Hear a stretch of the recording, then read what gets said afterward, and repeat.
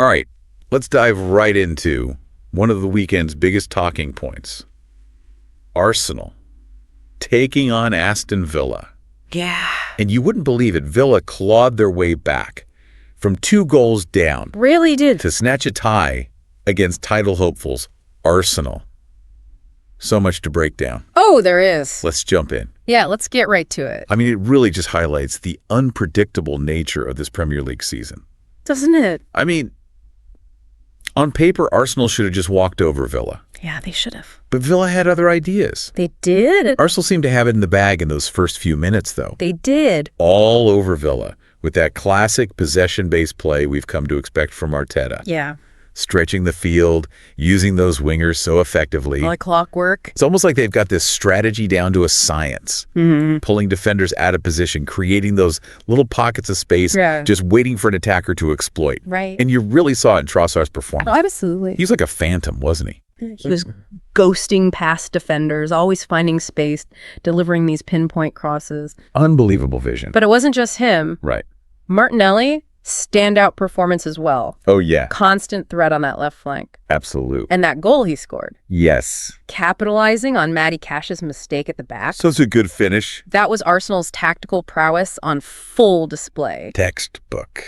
So those 8 minutes completely changed the game. 8 minutes of madness. 2 goals from Villa, back to back. Shifted the momentum completely. Do you think Arsenal's slightly rejigged back line played a role in those defensive lapses? Well, you know, it's easy to point the finger at the absence of Saliba and White. Right. But I think it was more about individual errors than any kind of systemic issue in the defense. Yeah. Even the most seasoned players, they can have those moments of vulnerability. Of course. And a league like the Premier League. Right. Well, those moments can be ruthlessly exploited. They can. It's a high-stakes game. High stakes. Partey and Marquinhos. Yeah. Those are experienced defenders. They are. What do you think went wrong in those crucial moments? Well, I think Partey, maybe he was just a little bit, I don't know, maybe a bit casual in his positioning. Okay. And that's all it takes, right? Sure. A player like Douglas Luiz to sneak in, completely unmarked, and score. Right. And for Marquinhos, well, I mean, he was caught out of position for that first goal. Right. Left a gap for Cash to deliver that dangerous cross. It's a good reminder, though. Yeah. Even in a sport that, relies so heavily on teamwork, individual errors can be absolutely decisive. Especially at this level. Especially at this level. You can't afford to switch off. You cannot. Even for a second. And Villa, you have to give them credit. Absolutely. Their resilience. Yes. Capitalizing on those mistakes. They didn't let that 2-goal deficit get to them. Right. Kept their composure. Yeah. Stayed organized, and they waited. Yeah. Waited for their moment and pounced. Pounce. It almost felt like watching Arsenal's entire season. No. In those last few minutes of the match. Yeah. Throwing everything at Villa. Yeah. Pressing for that winner. Mm. But it just wasn't their day. Heartbreaking for them. Like a microcosm, isn't it? Yeah. Of their journey under Arteta so far. How so? They've made huge progress. They have. They're genuine contenders now. They are. But there's still that final hurdle, right? It seems like it. That mental barrier. Yeah. To truly believe they can go all the way. Yeah, that belief is everything.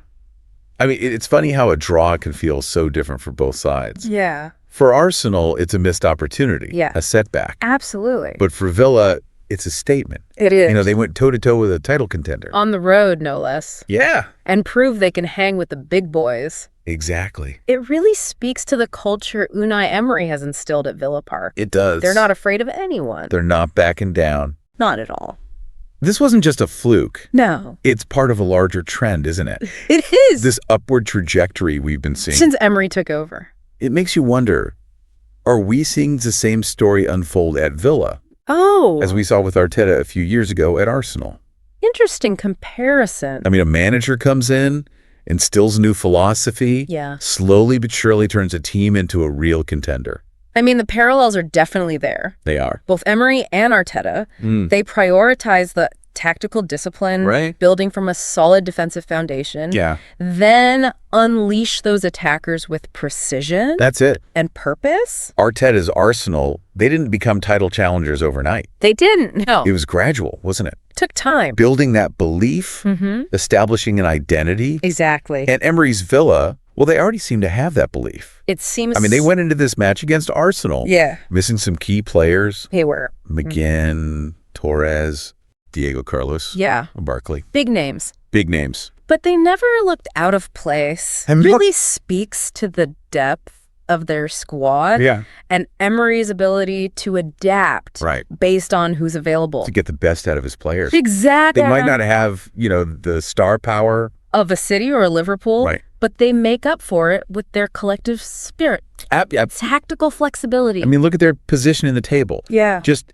2 points behind Newcastle. 2 points. For that coveted 4th spot. That's huge. And they didn't just defend against Arsenal. No, they didn't. They created some dangerous chances going forward. Some really good opportunities. Let's break down those 2 goals. Okay, let's do it. Because they were master classes in, exploiting those little cracks in Arsenal's armor. Absolutely. The first goal, that was classic Emery. It was. I mean, he clearly recognized that Arsenal's fullbacks, Zinchenko and White, they love to push high. They do. Leaving that space behind them. Yeah. So Cash overlaps. Perfect time. Times his run to perfection. Right into that gap. And delivers a pinpoint cross. Right into the danger zone. And who's there to meet it? Watkins. Of course. Of course. Watkins, I mean, such an intelligent striker. Isn't he? His movement was exceptional. It was. Anticipating where the ball's going to land. Yeah. Ghosting past Gabriel.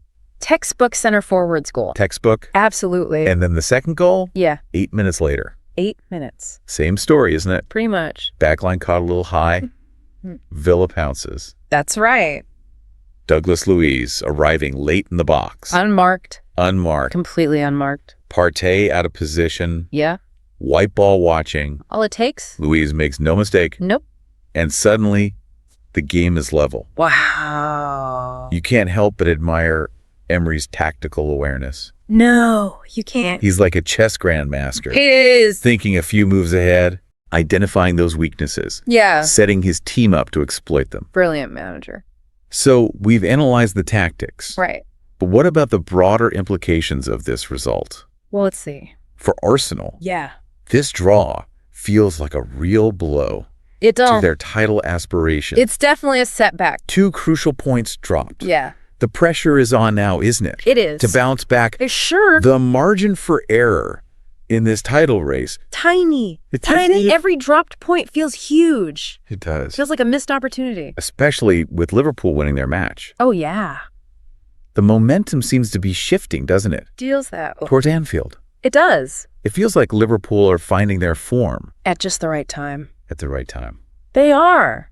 But Arsenal have shown resilience all season. They have. They can't let this derail their campaign. No, they can't. Got to regroup, refocus. So back to basics. And remember why they were top of the league for so long. And for Villa, this draw, I think, is a real confirmation.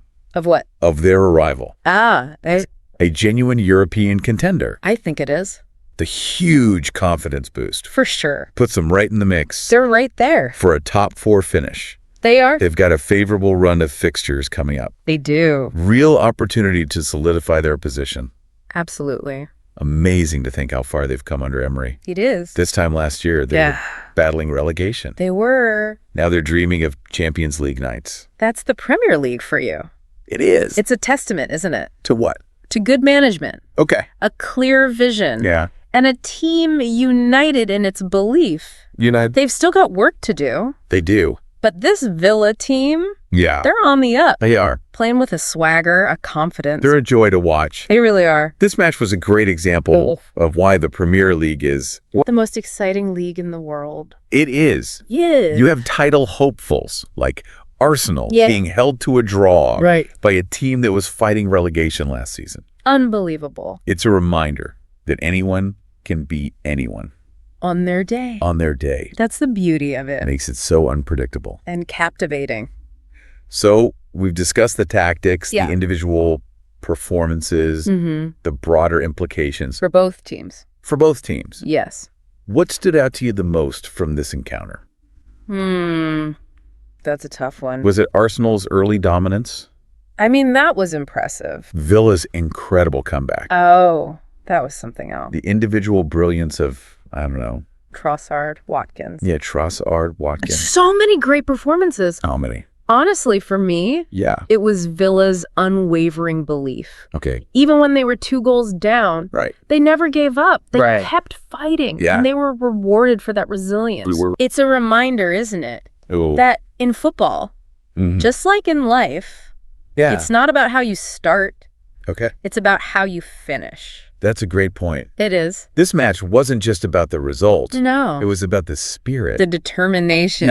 The never say die attitude. Both teams displayed it. They did. That's what makes the Premier League so special. It really does. A league where every match is a battle. Every goal a victory. And every point is hard fought. You said it. You know, even though this match ended in a draw, it kind of feels like a turning point in the season. I think so, yeah. Potential shift at the top of the table. Yeah. A new contender emerges in the European race. It does feel that way. We've talked a lot about tactics, strategies, but sometimes it's that, you know, that intangible thing, that belief. That belief. That makes all the difference. It really does. And Villa had it in spades. They did, didn't they? Even when they were down by 2 goals. That self-assurance, refusal to accept defeat, it's infectious. It really is. You could feel it from the Villa Park crowd too, right? Oh, absolutely. Even when they were trailing. The atmosphere was electric. They never lost faith. Never. Home advantage. I mean, it's such a powerful force. Isn't it? Especially at a ground like Villa Park. Oh, yeah.